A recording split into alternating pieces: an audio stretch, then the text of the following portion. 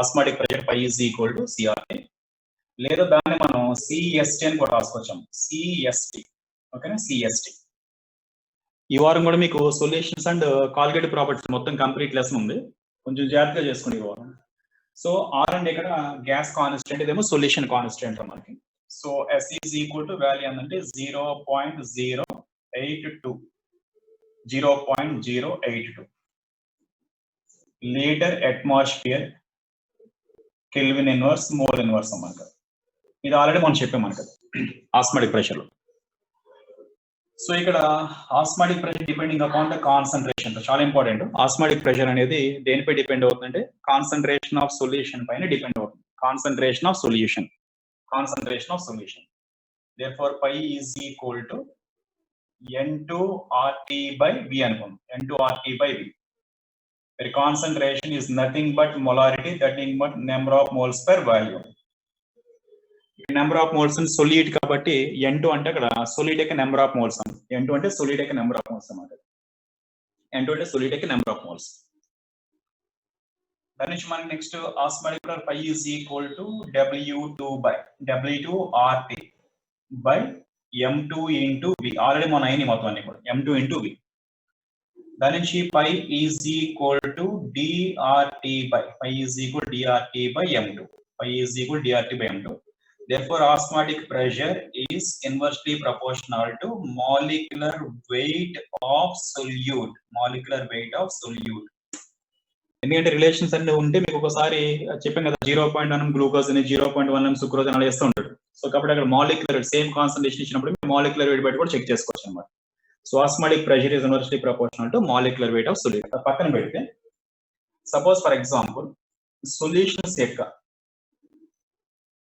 Solution సంబంధించి same osmotic pressure ఉందనుకోండి. Same osmotic pressure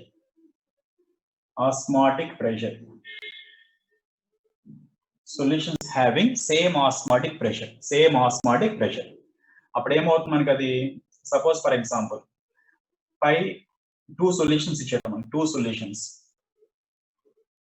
solutions A and B ఇచ్చాడు అనుకోండి. 2 సొల్యూషన్స్ A అండ్ B. దీని ఆస్మాటిక్ ప్రెషర్ π1, కాన్సంట్రేషన్ C1 అనుకోండి. ఓకేనా, దీని ఆస్మాటిక్ ప్రెషర్ π2, కాన్సంట్రేషన్ C2 అనుకోండి. దెన్ అప్పుడు ఏమవుతుంది, π1 is equal to C1RT and π2 is equal to ఏమవుతుందంటే C2RT అవుతుంది. సపోజ్ మనం ఏమన్నాం, the solutions having same osmotic pressure అన్నాం. సేమ్ ఆస్మాటిక్ ప్రెషర్ అన్నాం కాబట్టి π1 ఈజ్ ఈక్వల్ టు π2 అనుకోండి. π1 ఈజ్ ఈక్వల్ టు π2. ఓకేనా, π1 ఈజ్ ఈక్వల్ టు π2. ఎప్పుడైతే π1 ఈజ్ ఈక్వల్ టు π2 అయిందో దెన్ ఏమవుతుంది మనకి, C1RT is equal to C2RT. ఇప్పుడు ఇది సేమ్ టెంపరేచర్ ఇచ్చినప్పుడు అనుకుందాం. ఓకేనా, మళ్ళీ డౌట్ రాస్తుంది TT ఎందుకు అంటున్నాం, డిఫరెంట్ టెంపరేచర్ అయితే T1 T2 అని వేసుకుందాం. సేమ్ టెంపరేచర్ ఇచ్చినప్పుడు ఏమవుతుంది మనకి, అది C1 is equal to C2. Therefore ఏం చెప్పొచ్చు, the two solutions having same concentration. Suppose మనకి కాన్సన్ట్రేషన్ అనేది కట్టుకున్నట్లయితే మనకి సేమ్ వస్తుంది అనుకున్నాం, అది ఇర్రెస్పెక్టివ్ ఆఫ్ ఎనీథింగ్ మనకి. ఓకేనా, సపోజ్ ఫర్ ఎగ్జాంపుల్ అది 0.2 m గ్లూకోజ్ అన్నాడు, 0.1 m NaCl అన్నాడు. ఓకేనా, 0.1 m NaCl, 0.2 m గ్లూకోజ్ అన్నాడు. రెండింటికి సేమ్ అవుతుంది. 0.1 అంటే 2 into 0.1 ఎంత అవుతుంది, అది 0.2 అవుతుంది. అది 0.2. అట్లా మనకి ఏంటంటే solutions with same concentration irrespective of the nature of chemical substance, వాటి కాన్సన్ట్రేషన్ మనం చెక్ చేసుకుంటే ఎలా ఇచ్చినా సరే మనకి సేమ్ కాన్సన్ట్రేషన్ వస్తూ ఉంటే వాటికి ఆస్మాటిక్ ప్రెషర్ అనేది సేమ్ ఉంటుంది అనమాట. Therefore the solutions having same concentration, then their osmotic pressures are equal. అట్లా ఆస్మాటిక్ ప్రెషర్ ఎప్పుడైతే ఈక్వల్ అవుతుందో, అంటే సేమ్ ఆస్మాటిక్ ప్రెషర్ ఉన్నప్పుడు ఆ సొల్యూషన్స్ ఏమంటారంటే ఐసోటానిక్ సొల్యూషన్స్ అంటారు. ఆ సొల్యూషన్స్ ఏమంటారంటే such solutions are called as isotonic solutions.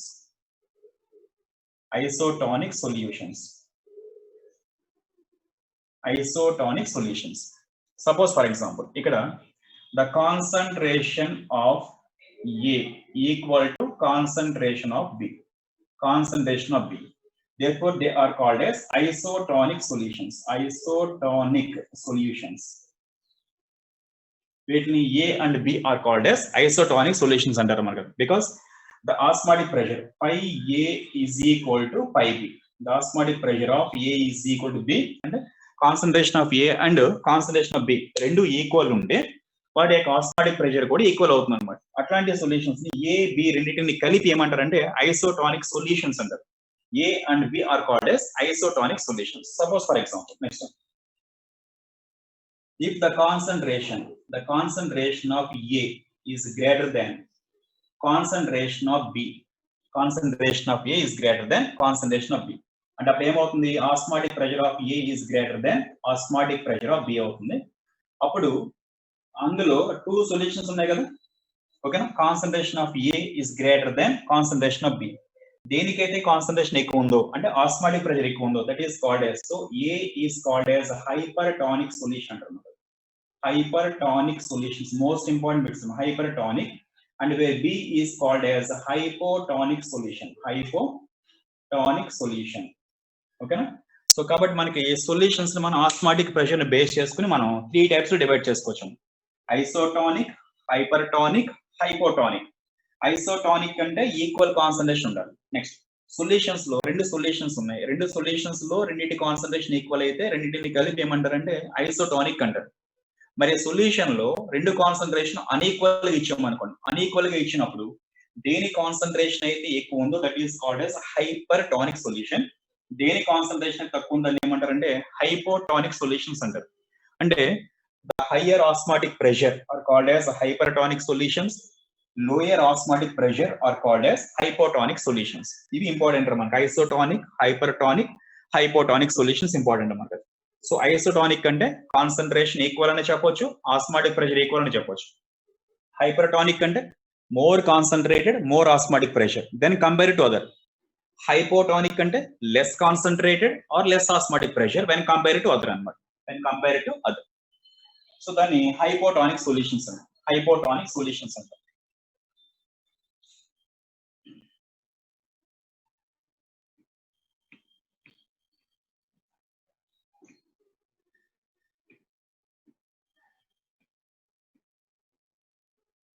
Okay, for example, I'll share it.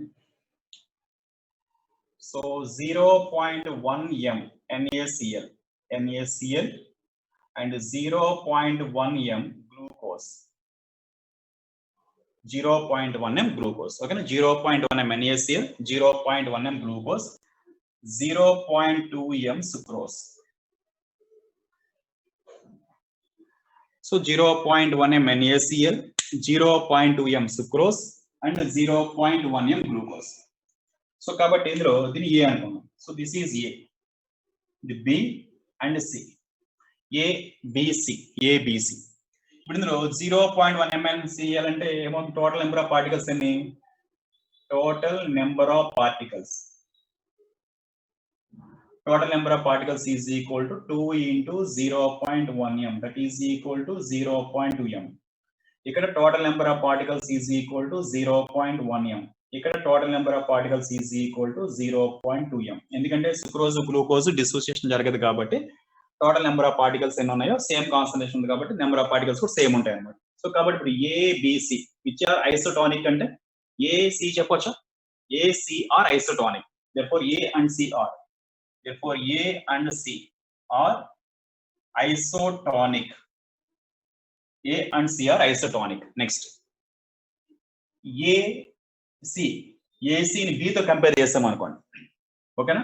So ఏం చెప్పొచ్చు, B is hypotonic, hypotonic compare it to A and C, ఓకేనా.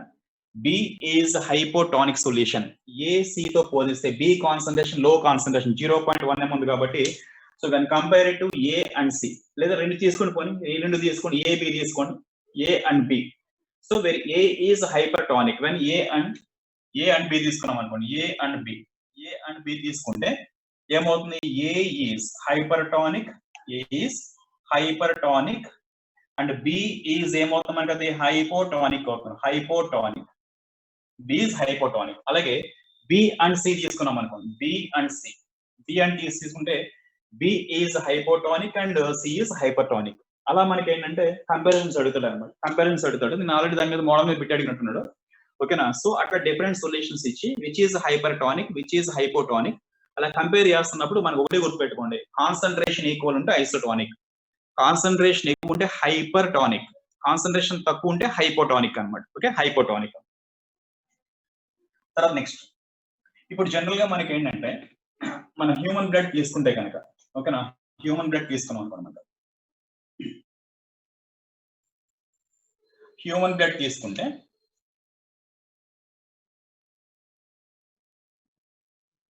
So దాని యొక్క ఆస్మాటిక్ ప్రెషర్ π1 అనుకోండి, osmotic pressure π1. Next 0.9% of weight by volume of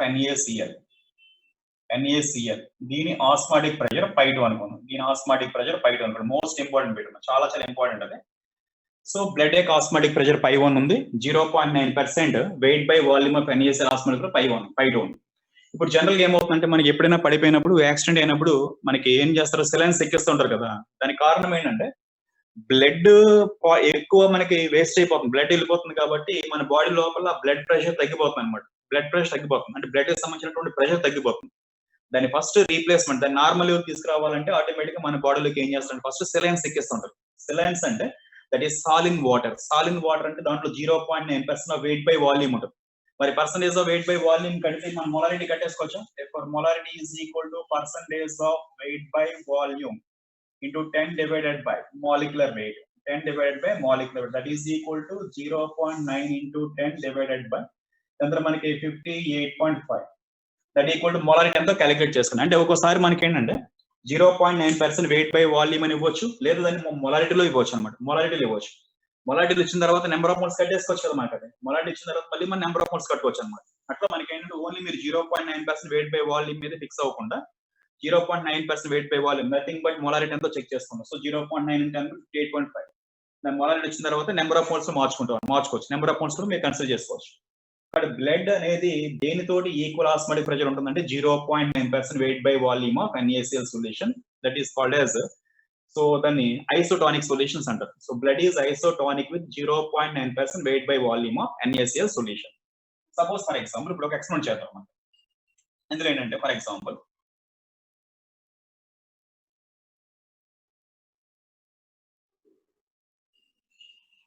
ఇది 0.9% of weight by volume of NaCl solution అనుకుంది, NaCl solution. Next second experiment వచ్చేటప్పటికి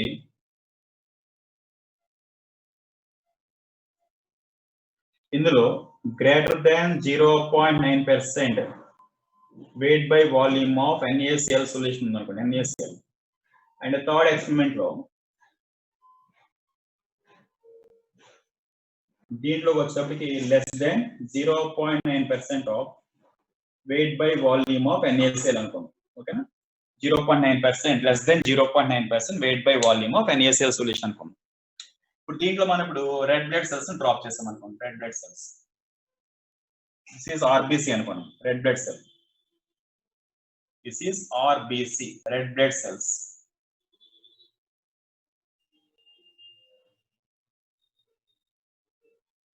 RBC అనుకోండి. ఇది లోపల ఫ్లూయిడ్ అనుకోండి, సెల్ ఫ్లూయిడ్ అనుకోండి, ఓకేనా. సో మనకి ఇప్పుడు ఈ బ్లడ్ యొక్క అవుటర్ లేయర్ ఉంది కదా, ఈ అవుటర్ లేయర్ ఎలా పనిచేస్తుంటే మనకి సెమీ పెర్మియబుల్ మెంబ్రేన్ గా పనిచేస్తుంది మనకి, SPM, semi permeable membrane. So when blood cells is placed in 0.9% weight by volume of NaCl solution, అంటే రెండిటి యొక్క therefore in this case the osmotic pressure of red blood cells is both are equal కదా. So ఇందులో మనకి ఎప్పుడైతే మనం ఈ 0.9% weight by volume of NaCl solution పెట్టామో, సో మనకి క్లియర్ గా ఉన్నాం blood is isotonic with 0.9% weight by volume of NaCl. అంటే బ్లడ్ సెల్ లోపల ఫ్లూయిడ్ యొక్క కాన్సన్ట్రేషన్, లోపల bloods or red blood cells లోపల ఉన్నటువంటి సెల్ ఫ్లూయిడ్ ఏదైతే ఉందో దాని యొక్క కాన్సన్ట్రేషన్, అది తీసుకున్నటువంటి అది డ్రాప్ చేసిన ఈ NaCl concentration both are equal, concentrations are equal, that is not either diluted concentrated, రెండు కాన్సన్ట్రేషన్స్ ఈక్వల్ ఉన్నప్పుడు దాన్ని మనం సెమీ పెర్మియబుల్ మెంబ్రేన్ ద్వారా సెపరేట్ చేస్తున్నట్లు లెక్క అనమాట. అంటే సెల్ ఫ్లూయిడ్ ని, NaCl సొల్యూషన్ ని ఈ బ్లడ్ యొక్క అవుటర్ లేయర్ ఉంది కదా, ఆ లేయర్ సెపరేట్ చేస్తుంది అనమాట. కాకపోతే లోపల సెల్ ఫ్లూయిడ్ యొక్క కాన్సన్ట్రేషన్ తీసుకున్నటువంటి NaCl కాన్సన్ట్రేషన్ రెండు ఈక్వల్ కాబట్టి మనకి ఆస్మాసిస్ జరగదు. There is no process of water molecule inflow or outflow. కాబట్టి ఇక్కడ ఆస్మాసిస్ జరగదు కాబట్టి there is no change in the size of red blood cells. RBC యొక్క సైజ్ ఎటువంటి మారదు, ఇక్కడ ఆస్మాసిస్ జరగదు అనమాట. ఇక్కడ ఏం చేస్తాం, తీసుకొచ్చి సెకండ్ దాంట్లో రెడ్ బ్లడ్ సెల్స్ తీసుకొచ్చి greater than 0.9% of weight by volume of NaCl solution పెడతాం. అంటే ఇక్కడ మీరు క్లియర్ గా అబ్జర్వ్ చేస్తున్నారు ఏంటంటే ఇందులో therefore the concentration of cell fluid is less than concentration of NaCl. ఇక్కడ కాన్సెప్ట్ చూసి జాగ్రత్త తీసుకోండి. ఇక్కడ ఏం చేస్తున్నాం, the RBC is placed in greater than 0.9% weight by volume of NaCl లో పెడుతున్నాము. అంటే ఈ RBC లోపల ఉన్నటువంటి సెల్ ఫ్లూయిడ్ ఏదైతే ఉందో దాని కాన్సన్ట్రేషన్ అది మనం తీసుకున్న NaCl కాన్సన్ట్రేషన్ టు కంపేర్ చేస్తున్నప్పుడు the concentration of cell fluid with in the red blood cells is less than that of concentration of NaCl. మరి ఇప్పుడు దీంట్లో ఇప్పుడు ఏమవుతుంది, దీని కాన్సన్ట్రేషన్ తక్కువ ఉంది కాబట్టి it will be considered as dilute, it will be considered as more concentrated. కాబట్టి మనకి ఇదేమో డైల్యూట్ అవుతుంది, ఇదేమో కాన్సన్ట్రేట్ అవుతుంది. ఎప్పుడైతే మనకి ఒక dilute solution and concentration solution, ఓకేనా, ఒక dilute solution and concentrated solution మనం ఒక మెంబ్రేన్ ద్వారా సెపరేట్ చేస్తున్నాము. Dilute solution and concentrated solution is separated in a membrane, then the solvent molecules will move from dilute side to concentrated side. ఎప్పుడైతే మనం ఒక dilute solution ని concentrated solution ని ఒక మెంబ్రేన్ ద్వారా సెపరేట్ చేస్తున్నామో సాల్వెంట్ మాలిక్యూల్స్ ఎప్పుడు కూడా ఎక్కడి నుంచి ఎక్కడికి వస్తాయంటే డైల్యూట్ సొల్యూషన్ నుంచి దేంట్లోకి వస్తాయంటే కాన్సన్ట్రేటెడ్ సొల్యూషన్ వస్తారన్నమాట. అంటే ఏమవుతుంది, ఈ blood cells and cell fluid అంతా కూడా ఈ సెల్ లోపల నుంచి దేంట్లోకి వస్తుందంటే NaCl సొల్యూషన్ వచ్చేస్తుంటది అనమాట. NaCl సొల్యూషన్ వచ్చేస్తుంటది. అలా వచ్చినప్పుడు ఆ షెల్ ఏమవుతుంది, షింక్ అవుతుంది. ఇంకా ఆ సెల్ ఏమవుతుంది, షింక్ అవుతుంది. ద సెల్ బికమ్స్ షింకింగ్, ఫైనల్ గా కొలాప్స్ అయిపోతుంది అనమాట. అట్లా మనకి ఏంటంటే ఆ సెల్ షింక్ అవటాన్ని ఏమంటారంటే ప్లాస్మాలిసిస్ అంటారు. This process is called as plasmolysis. This process is called as plasmolysis. ఇది చాలా ఇంపార్టెంట్ రా మనకి, ప్లాస్మాలిసిస్ అన్నమాట. This process is called as plasmolysis. ఇప్పుడు when the red blood cells are placed in more than 0.9% weight by volume of NaCl solution, then the fluid, the water in the red blood cells will come from the RBC into NaCl solution. Then the cell becomes shrinks. అంటే final shrink అయ్యి ఏమవుతుంది, collapse అయిపోతుంది. అట్లా అయిపోయే process ఏమంటారు అంటే ప్లాస్మాలిసిస్ అంటారు. దాన్ని ఏమంటారు, ప్లాస్మాలిసిస్ అంటారు. నెక్స్ట్ ఈసారి RBC ఏం చేస్తున్నాం, less than 0.9% weight by volume of NaCl solution పెడుతున్నాం. The RBC is placed in less than 0.9% weight by volume of NaCl. అంటే ఇక్కడ ఏమవుతుంది, the concentration of cell fluid is greater than concentration of NaCl. The concentration of cell fluid is greater than concentration of NaCl. So this is more concentrated కాబట్టి ఇప్పుడు ఏమవుతుంది, NaCl నుంచి water దీనిలోకి enter అవుతుంది. Sir NaCl అనే water దీనిలోకి enter అవుతుంది. అలా ఎంటర్ అవడం వల్ల ఏమవుతుందంటే then the water is entering into cell fluid. కాబట్టి అప్పుడు ఏమవుతుంది, సెల్ అనేది స్వెల్లింగ్ వస్తుంది అనమాట, స్వెల్ అవుతుంది. The swell becomes swells and final గా ఏమవుతుంది, బరస్ట్ అయిపోతుంది. అలా స్వెల్ అయ్యి అలా పెద్దగా మారి ఏమవుతుందంటే ఏదో ఒక టైంలో మనకి సెల్ అనేది బరస్ట్ అవుతుంది అనమాట. ఆ ప్రాసెస్ ఏమంటారు అంటే హెమోలసిస్ అంటారు. The process called as hemolysis. Then the process called as hemolysis, plasmolysis. చాలా ఇంపార్టెంట్ మనకి హెమోలసిస్ అండ్ ప్లాస్మాలిసిస్. ఎప్పుడు మనకి ఒక RBC సెల్స్ ని more than 0.9% weight by volume of NaCl solution ఉంచినప్పుడు RBC లో ఉన్నటువంటి సెల్ ఫ్లూయిడ్ యొక్క కాన్సన్ట్రేషన్ కంటే NaCl కాన్సన్ట్రేషన్ ఎక్కువ ఉంటుంది. కాబట్టి ఇప్పుడు ఏమవుతుందంటే ఆస్మాసిస్ జరిగి సెల్ ఫ్లూయిడ్ లో ఉన్నటువంటి ఫ్లూయిడ్ కాంటెంట్ అంతా కూడా ఏమవుతుందంటే మనకి వాటర్ అన్నమాట. వాటర్ అంతా కూడా దేంట్లోకి వస్తుందంటే మనకి NaCl లోకి వచ్చి సెల్ అనేది షింక్ అవుతుంటుంది, షింక్ అయ్యి కొలాప్స్ అవుతుంది. ఆ ప్రాసెస్ ఏమంటారంటే ప్లాస్మాలిసిస్ అంటారు. నెక్స్ట్ అదే RBC సెల్స్ మనం less than 0.9% weight by volume of NaCl solution లో పెడితే ఆటోమేటిక్ ఏమవుతుంది, ఆస్మాసిస్ అనేది వాటర్ మాలిక్యూల్స్ అనేవి NaCl సొల్యూషన్ నుంచి బ్లడ్ సెల్ లోకి ఎంటర్ అవుతుంటాయి. దానివల్ల RBC అనేది స్వెల్ అయ్యి ఫైనల్ గా బరస్ట్ అవుతుంది అనమాట. ఆ ప్రాసెస్ ఏమంటారంటే హెమోలసిస్ అంటారు. ఆ ప్రాసెస్ ఏమంటారంటే హెమోలసిస్ అంటారు. హెమోలసిస్. అలాగే నెక్స్ట్